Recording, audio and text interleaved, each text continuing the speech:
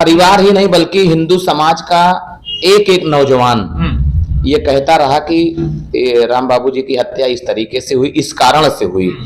लेकिन मुस्लिम तुष्टीकरण की पराकाष्ठा को पार करने वाली वो समाजवादी पार्टी की सरकार जी न्याय देने की बात छोड़िए, जी हम लोगों को भी उल्टे हम लोगों पर भी तमाम तरह की कार्रवाई की। अच्छा जी। लेकिन अब 2017 में जब समाज ने, हिंदुओं ने यहाँ पर भारतीय जनता पार्टी के कमल के फूल को खिलाकर संजू देवी जी, भाभी जी को विधायक बनाने का काम किया।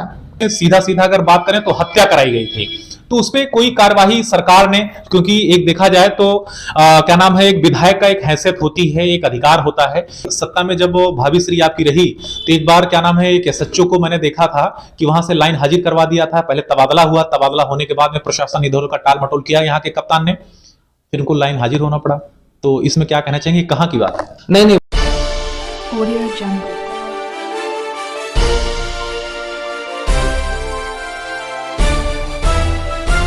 Audio Jungle. नमस्कार दर्शकों, आप देख रहे हैं वी समाचार टीवी और मैं हूं अभिषेक उपाध्याय। इस समय लगातार आप सभी को नगर पालिका परिषद का चुनाव नजदीक है। कई वार्डों में जाकर के पब्लिक ग्राउंड रिपोर्टिंग करके, सभासद से उसकी जवाबदेही लेकर के और चेयरमैन से भी विकास कार्यों पर कई बिंदुओं पर चर्चा होता आ रहा है। और इसी साथ साथ में हमारी चैनल की टीम ने कई साहित्यकारों, कई विद्वानों का, कई गजलकारों का और कई बड़े बड़े समाजसेवियों का आप सभी से रूबरू करवाया। इंटरव्यू जरिए आप सभी के सामने कई बिंदुओं को लाया। आज इसी कड़ी में हम अंबेडकर नगर जनपद टांडा नगर पहुंच चुके हैं, जहां के एक बड़े ही चर्चित, बड़े ही प्रसिद्धि और बड़े ही नामचीन चेहरे से आप सभी को आज भेंट कराने वाले हैं। आप सभी को आज वार्ता कर करके सामने लाने वाले हैं, जिसमें आज का हमारा वीडियोस, आज का हमारा ये साक्षात्कार बेहद ऐतिहासिक और रोचक होने वाला है। सर, मेरे चैनल में आपका बहुत बहुत स्वागत है। आपका भी बहुत बहुत धन्यवाद मेरी आवाज दर्शकों तक पहुंचाने। क्या नाम है सर, अगर बात किया जाए तो हमारी टीम, आपके नगर में 25 वार्ड हैं जिसमें पब्लिक ग्राउंड रिपोर्टिंग किया गया, तो इसमें क्या कहना चाहेंगे इस नगर के विकास के लिए, इस नगर के जो सच में यहाँ की उन्नति है, जो यहाँ का डेवलपमेंट, इसके बारे में क्या कहना चाहेंगे? देखिए, वास्तव में वो मेरी जिम्मेदारी थी, जिस जिम्मेदारी का निर्वहन मैंने 2017 से 2022 तक बड़ी ईमानदारी से किया। और वास्तव में जनता को जो अपेक्षा रहती थी एक जनप्रतिनिधि से, वो पूरा करने का मैंने पूरा प्रयास किया। इस 5 साल के दौरान बीच में कोविड का भी लोगों ने दंश झेला। उसमें मेरी प्राथमिकता ये रही कि सारा सब कुछ छोड़कर प्राथमिकता मैंने कोविड के मरीजों को हर संभव मदद करने की, वो वेंटिलेटर, वो अस्पताल, वो गैस, जो भी उनकी जरूरत, ऑक्सीजन, वो सारा चीज मैंने पूरा मुहैया कराने का प्रयास किया। और यही कारण रहा कि आज जनता ये बात खुद कह रही है, मुझे कहने की आवश्यकता नहीं, आपने नगर में घूमा भी है। तो 2017 में जिस अपेक्षा के साथ पहली बार, आजादी के पहली बार भारतीय जनता पार्टी का कमल इस विधानसभा में खिला, तो मेरी जिम्मेदारी ज्यादा बन जाती है। तो आपके बड़े भाई साहब क्या नाम है, स्वर्गीय श्री राम बाबू गुप्ता जी विश्व हिंदू परिषद के एक बड़े कार्यकर्ता रहे, बड़े जिम्मेदारी परक यहाँ टांडा विधानसभा का कार्य किया उन्होंने, तो एक बलिदानी के नाम से जाने जाते हैं। तो सर, इसके बारे में क्या कहना चाहेंगे? अगर देखा जाए तो आपके परिवार में आपकी क्या नाम, भाभी श्री माननीय संजू गुप्ता जी जो है, क्या नाम है, विधायक के रूप में 5 वर्ष यहाँ कार्यरत रही।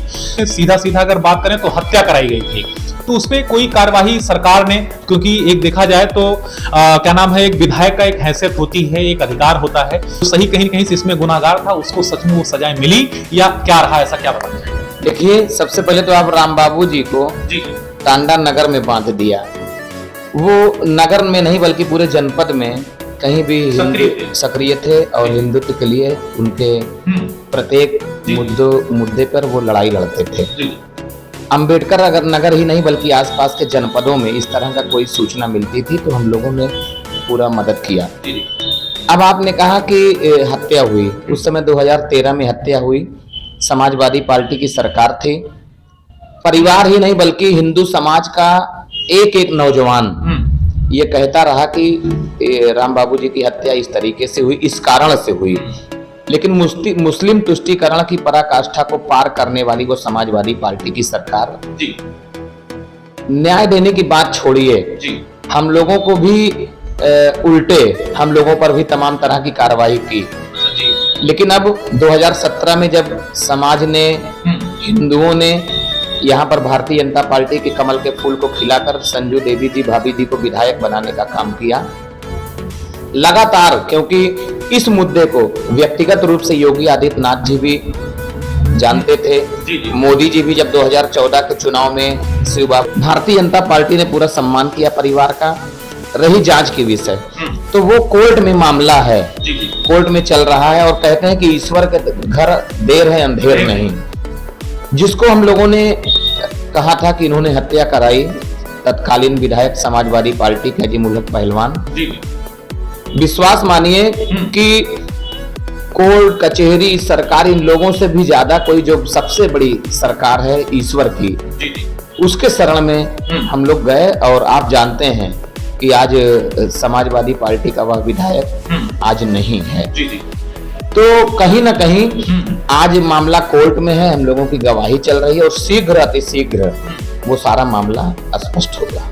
अच्छा, ठीक है। तो इस पे पहले क्या सीबीआई जांच के लिए आप लोगों ने कुछ ऐसा रिक्वायर, ऐसा डिमांड किया था, तो वो हुआ या होना चाहिए था या आगे होगा, क्या है? देखिए, सीबीआई जांच के लिए हम लोग लगातार केंद्र की सरकार से, आदरणीय मोदी जी से, योगी जी से लोगों के पास जाते रहे। अब ये हमसे बड़ी सोच योगी जी रखते हैं, हमसे बड़ी सोच मोदी जी रखते हैं। अब उनके मन में क्या चल रहा है ये वो, लेकिन हम लोगों ने पूरा प्रयास किया था। बाद में ये हुआ कि कोर्ट में मामला चल रहा है, वहां से स्पष्ट होगा। ठीक है। अगर देखा जाए तो इस टांडा नगर में आप 5 वर्षों के कार्यकाल में अगर देखा जाए तो विधायक पद से फिर ये टिकट का मामला क्या रहा, ऐसा मुख्य कारण क्या बना जिसकी वजह से टिकट आपके परिवार क्या नाम है माननीय संजू गुप्ता जी को नहीं मिला, नहीं देने का क्या मुख्य कारण था? कुछ इस पे चर्चा करना चाहेंगे? देखिए, अब मैंने कहा कि 2017 से 22 तक जितनी बड़ी जिम्मेदारी, वो एक तरह से कह लिया जाए मुझे बहुत बड़ी जिम्मेदारी मिली, ये भारतीय जनता पार्टी है। मेरा मानना है इसमें वास्तव में, और प्रत्येक जो देश से प्रेम करता है, राष्ट्र से प्रेम करता है, उसके लिए व्यक्ति बड़ा नहीं होना चाहिए। हमारे लिए भारतीय जनता पार्टी मेरी माँ है। भारतीय जनता पार्टी के शीर्ष नेतृत्व ने जो तय किया वो मैंने स्वीकार किया। इस जिले का कि एक भी सीट नहीं निकल पाई, और मैं तो यही कहूंगा आपके चैनल के माध्यम से कि पार्टी को इस बात का मनन करना चाहिए कि आखिर क्या कारण रहा कि उस दौर में जब समाजवादी पार्टी का पूरा वर्चस्व था जिले में नहीं प्रदेश में, तब भी हम लोगों ने टांडा विधानसभा और आलापुर में अनीता जी ने कमल का फूल खिलाया था। तो इस बात का चिंतन मनन करना चाहिए कि आखिर टिकट क्यों काटा गया। तो सीधा सीधा ये एक तरह से कह सकते हैं कि आपका व्यंग्य भी है कि अगर यहाँ की आवाम की, व्यक्तिगत आपकी नहीं, यहाँ की आवाम को भी बड़ी उम्मीदें थी कि फिर से टिकट जो वर्तमान क्या नाम है विधायक हैं फिर से उनको मिलेगा और फिर से टांडा में कमल का फूल एक बार फिर अपने इतिहास को बदलेगा। वो नहीं हो पाया, तो माने कहीं कहीं से पार्टी की चूक रही, पार्टी की गलतियां रही, सीधे शब्दों में ऐसा कह सकते हैं। नहीं कही जा सकती, ये आवाम की जुबान है। बिल्कुल बिल्कुल कही ही जा सकती है, क्योंकि किसी भी प्रकार का जनता के बीच में हम लोगों ने जो काम किया था उस आधार पर मैं ये दावे के साथ कह सकता हूं कि टिकट मुझे मिलना चाहिए था। और हर जगह का बात नहीं तय हो सकता, लेकिन शायद टांडा निश्चित रूप से क्या नाम है भारतीय जनता पार्टी यहाँ रहता, यहाँ एक विधायक तय था। बिल्कुल रहता है, ये बात तय है, ये मैं नहीं कह रहा हूँ।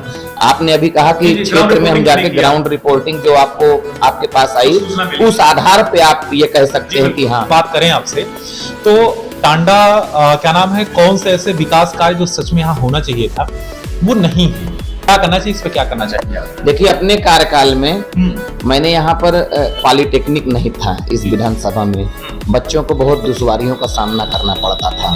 आप जानते हैं बसखारी के बीच में त्रिमोहनी बाजार के पास आदरणीय विधायक जी ने पॉलिटेक्निक कॉलेज का प्रस्ताव दिया था, जिसपे माननीय मुख्यमंत्री जी ने स्वीकृति दी, वो तैयार भी हो रहा है। बसखारी में जाम की समस्या होती थी, वहां पर विधायक जी के प्रस्ताव से बाईपास निकला जो वहां के जनता को जाम से निजात मिलने वाली है, बन के तैयार भी है।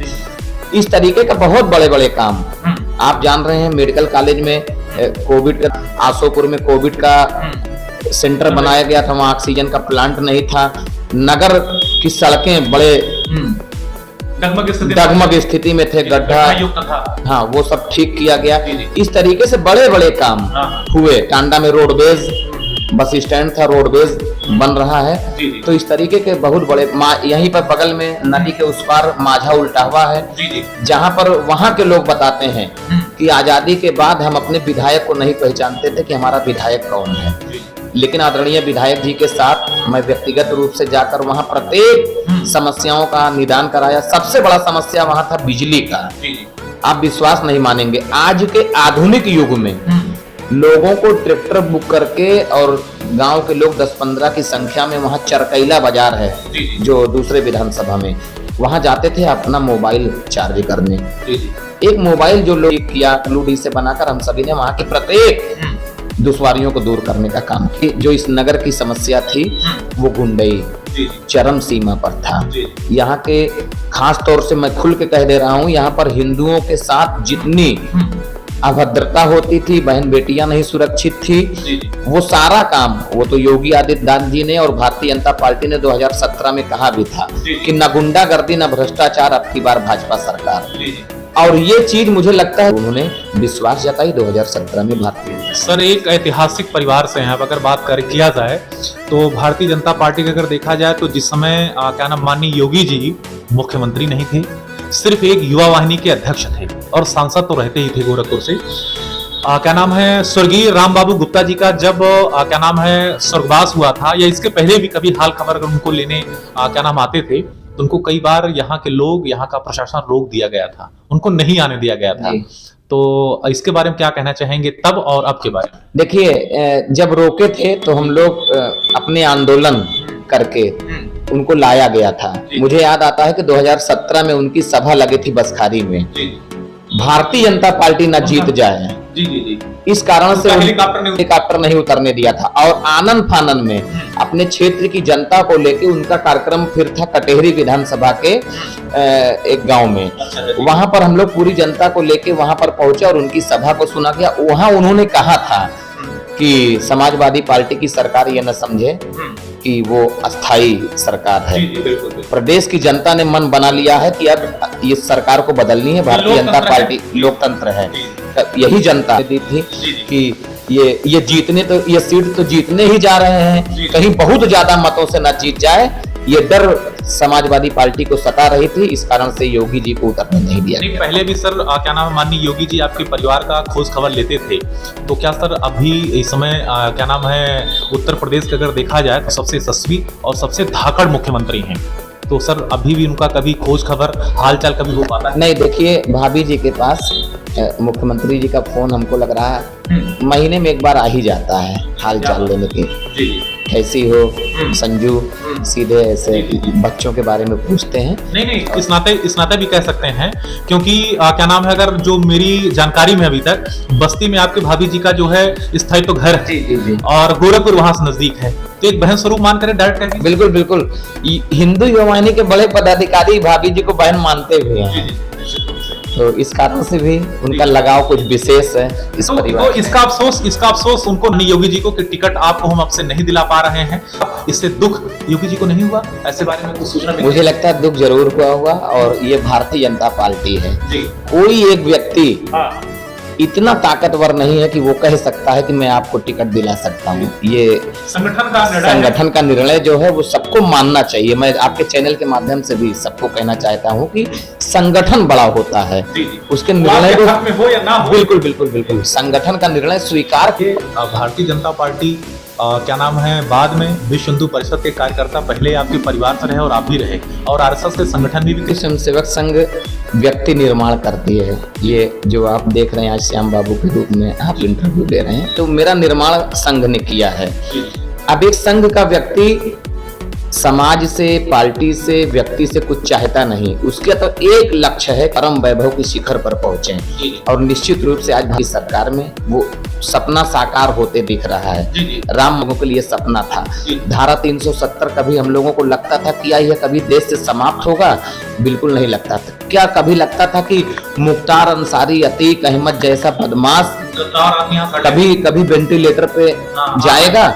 लेकिन आज योगी आदित्यनाथ जी की सरकार में ये सारा काम संभव हुआ। इसलिए मैं गर्व से कहता हूं कि संघ का स्वयंसेवक हूं और संघ के अनुसांगिक संगठन विश्व हिंदू परिषद का पदाधिकारी हूं और मेरी विचारधारा भारतीय जनता पार्टी से मिलती है, इसलिए उसके साथ काम करता हूं। हिंदू परिषद के साथ जुड़ा और लगातार राम मंदिर के प्रत्येक अभियानों में, वो रामशिला पूजन हो, राम मंदिर के अभियान को भी विश्व हिंदू परिषद ने मेरे सामने शुरू किया था और उसका सार्थक परिणाम भी आज नंगी आंखों से गगनचुंबी मंदिर बनते हुए देख रहा हूं। तो निश्चित तौर पर मैं ऐसे समय में समझ लीजिए पैदा हुआ कि जो ये दोनों चीज सौभाग्य रहा, नहीं तो लाखों लोग इस सपने को साकार करने के लिए लड़ाइयां लड़ी, लेकिन आज शायद उनका सपना साकार होते दिख रहा। अच्छी श्रद्धांजलि मुझे लगता है विश्व हिंदू पर।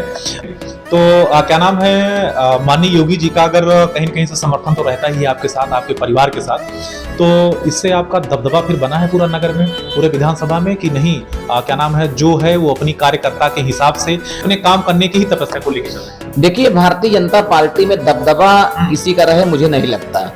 वो तो स्वतः सबका साथ, सबका विकास और सबका विश्वास का नारा भारतीय जनता पार्टी का है। नहीं, इस नाते मैं पूछा कि क्योंकि सत्ता में जब भाभी श्री आपकी रही तो एक बार क्या नाम है, एक एसएचओ को मैंने देखा था कि वहां से लाइन हाजिर करवा दिया था। पहले तबादला हुआ, तबादला होने के बाद में प्रशासन इधर का टाल मटोल किया यहाँ के कप्तान ने, फिर उनको लाइन हाजिर होना पड़ा। तो इसमें क्या कहना चाहेंगे, कहाँ की बात है? नहीं, वो बसखारी थाने की बात है। कार्यकर्ताओं के साथ वो दुर्व्यवहार कर रहा था, तो ये नैतिक जिम्मेदारी बनती है कि कार्यकर्ताओं के साथ हम खड़े हों। तो वो कार्यकर्ता का दुर्व्यवहार माने क्या किए थे? उनको अनावश्यक कोई धारा मुकदमा कर दिए थे, उनके साथ कोई छेड़छाड़ पुलिस किए थे, माने क्या? ये दर्शकों के लिए मैं अपने जान पूछ। देखिए, तमाम तरह से ये तो सर्वविदित है कि आज कहीं ना कहीं अधिकारी जो हैं वो सरकार की मंशा के अनुरूप काम नहीं करना चाह रहे हैं। क्यों? क्योंकि उनको मलाई चाहिए। कोई भी कुर्सी पे बैठता है, दारी को जरूर ध्यान में रखिए, और मुझे लगता है तभी पढ़ाई का कोई सार्थक परिणाम आपका उद्देश्य है। तो मुझे लगता है ऐसी शिक्षा का कोई मतलब समाज के हित में नहीं है। ठीक है, अगर बात करें तो इस 5 वर्षों के कार्यकाल में माननीय क्या नाम है, संजू गुप्ता जी के साथ जो विधायक रही, आप प्रतिनिधि के रूप में कार्यरत रहे, तो इसमें क्या अनुभव मिला 5 वर्षों के कार्यकाल में? 5 वर्षों के समय में क्या आपको सीखने को मिला? राजनीति से हम लोग दूर थे, सामाजिक क्षेत्रों में थे, सांस्कृतिक क्षेत्रों में थे, धार्मिक क्षेत्रों में थे।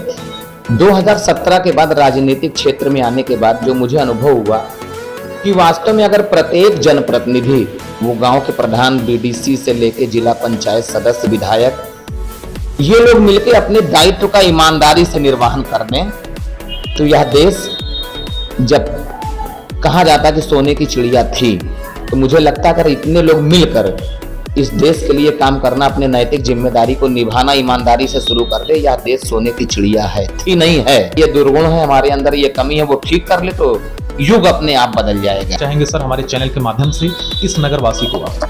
मैं देखिए सभी नगरवासियों को यही संदेश आपके चैनल के माध्यम से देना चाहता हूँ कि व्यक्ति से बड़ा देश होता है। देश के लिए जब भी आवश्यकता पड़े, समाज के लिए जब भी आवश्यकता पड़े, तो आप बिल्कुल खुले मन से ऐसे विषयों को लेकर अगर संघर्ष करने की भी आवश्यकता पड़े तो करना चाहिए। और सरकार के प्रत्येक को एक एक व्यक्ति तक मुहैया कराने में आप सब जो भी सहयोग कर सकते हैं करना चाहिए। को जो वास्तव में जिन लोगों तक पहुंचना चाहिए वो पहुंचाने का पूरा प्रयास करता हूं। किसी के साथ हर व्यक्ति न्याय प्रिय माध्यम से अपने जनपद के सभी जनता जनार्दन को आश्वस्त करना चाहता हूं।